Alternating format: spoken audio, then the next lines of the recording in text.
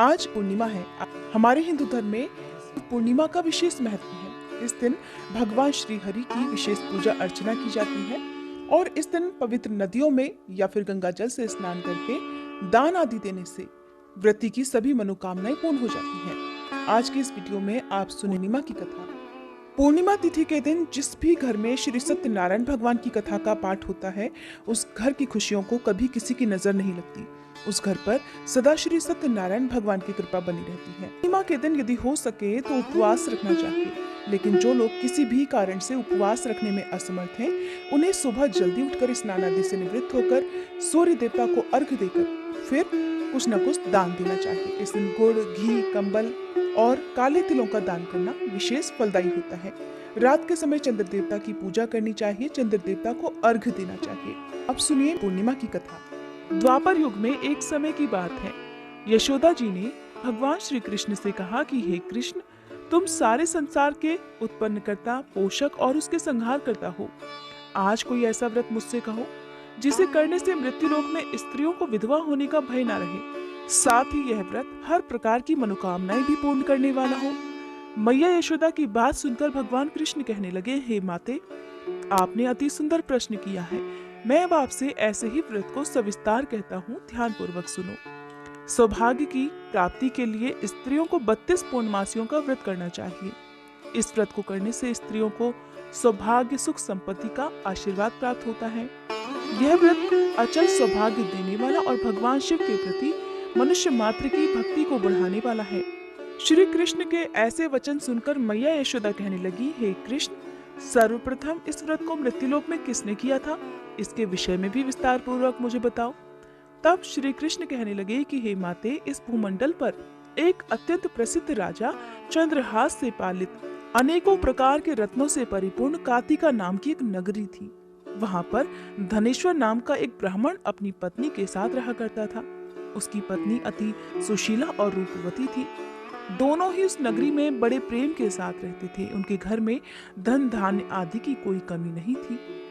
उनके जीवन में सब कुछ था, परंतु उनके जीवन में एक बहुत बड़ा दुख लिखा था। उस दुख का कारण था उनकी कोई संतान न होना, जिस कारण वह पति पत्नी अत्यंत दुखी रहा करते थे। एक समय की बात है, एक बड़ा तपस्वी उस नगरी में आया। वह तपस्वी योगी उस ब्राह्मण के घर को छोड़कर अन्य सभी घरों से भिक्षा लाकर भोजन ग्रहण किया करता था, परंतु उसने कभी भी रूपवती से भिक्षा नहीं ली। उस योगी ने एक दिन रूपवती से भिक्षा न लेकर उसी के पास के किसी घर से भिक्षा ली और नदी किनारे जाकर उस भिक्षा में मिले हुए भोजन को वह प्रेम पूर्वक खा रहा था कि धनेश्वर ने योगी का यह सब कार्य किसी प्रकार से देख लिया।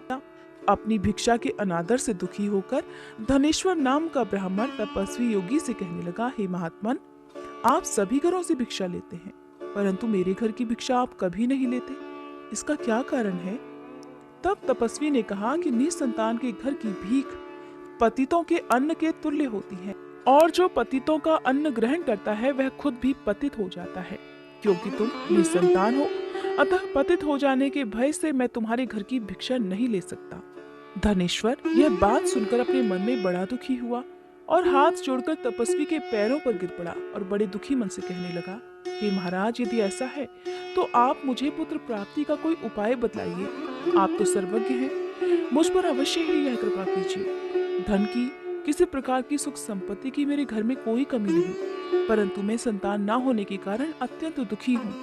आप कृपया मेरे इस दुख का निवारण कीजिए, आप तो सामर्थ्यवान हैं। ब्राह्मण की यह बात सुनकर वह तपस्वी योगी कहने लगे कि हे ब्राह्मण, तुम देवी चंडी की आराधना करो। घर जाकर तब उस ब्राह्मण ने अपनी स्त्री से सारा वृतांत कहा और स्वयं तपस्या करने के लिए वन में चला गया। वन में जाकर उसने देवी चंडी की उपासना और उपवास करना प्रारंभ कर दिया। देवी चंडी ने 16वें दिन उसकी तपस्या से प्रसन्न होकर स्वप्न में उसको दर्शन दिए और कहने लगी, हे धनेश्वर, जा, तेरे पुत्र होगा, परंतु वह 16 वर्ष की आयु में ही मृत्यु को प्राप्त हो जाएगा। यदि तुम दोनों पति पत्नी मिलकर 32 पूर्णमासियों का व्रत विधि पूर्वक करोगे, तब तुम्हारा पुत्र दीर्घायु हो जाएगा। जितनी तुम्हारी सामर्थ्य हो, आटे के उतने दिए बनाकर भगवान शिव का पूजन करना। पूर्णिमा के दिन प्रातःकाल इसी स्थान के पास तुम्हें आम का एक वृक्ष दिखाई देगा। उस पर चढ़कर तुम एक फल तोड़कर अपने घर चले जाना और अपनी पत्नी से सारा वृत्तांत कहना। ऋतु स्नान के पश्चात वह स्वच्छ होकर भगवान शिव का ध्यान करके उस फल को ग्रहण कर लेगी, तब उसे भगवान शिव की कृपा से गर्भ ठहर जाएगा। इस प्रकार जब वह ब्राह्मण प्रातःकाल उठा तब उसने उस स्थान के पास ही आम का एक वृक्ष देखा। स्वप्न में मिले आदेश के अनुसार उस ब्राह्मण ने आम के वृक्ष पर चढ़कर उस फल को तोड़ने का प्रयास किया, परंतु कई बार प्रयास करने के बाद भी वह उस वृक्ष पर चढ़ नहीं पाया। अब तो उस ब्राह्मण को बड़ी चिंता होने लगी। तब वह विघ्न विनाशक भगवान गणेश की वंदना करने लगा कि हे दयानिधे, अपने भक्तों के विघ्नों का नाश करके उनके मंगल कार्य को करने वाले, दुष्टों का नाश करने वाले, रिद्धि सिद्धि प्रदान करने वाले हे गणपति भगवान, आप मुझ पर कृपा करके इतना बल दीजिए कि मैं अपने मनोरथ को पूर्ण कर सकूं। इस प्रकार गणेश भगवान से प्रार्थना करने पर उनके आशीर्वाद से धनेश्वर वृक्ष पर चढ़ गया। तब उसने आम का एक सुंदर फल जो देखा था उसे तोड़ लिया। उसने विचार किया कि जो वरदान से फल मिला था वही यह फल है। उसके बाद उसे और कोई फल उस पेड़ पर दिखाई ही नहीं दिया। तब धनेश्वर उस फल को लेकर अपनी पत्नी के पास आ गया और उसे खाने के लिए दिया। उसकी पत्नी ने अपने पति के कहे अनुसार उस फल को खा लिया और वह भगवान के आशीर्वाद से गर्भवती हो गई। देवी चंडी की असीम कृपा से कुछ ही समय बाद उसे एक अत्यंत सुंदर पुत्र मिला। पति पत्नी दोनों ने मिलकर पुत्र के जन्म का खूब धूमधाम से उत्सव मनाया। वे दोनों अब बड़े खुश थे। माता पिता के हर्ष और शोक के साथ वह बालक शुक्ल पक्ष के चंद्रमा की भांति अब अपने पिता के घर में बढ़ने लगा। देवी चंडी की कृपा से वह बालक बहुत ही सुंदर, सुशील और विद्या में बहुत निपुण था।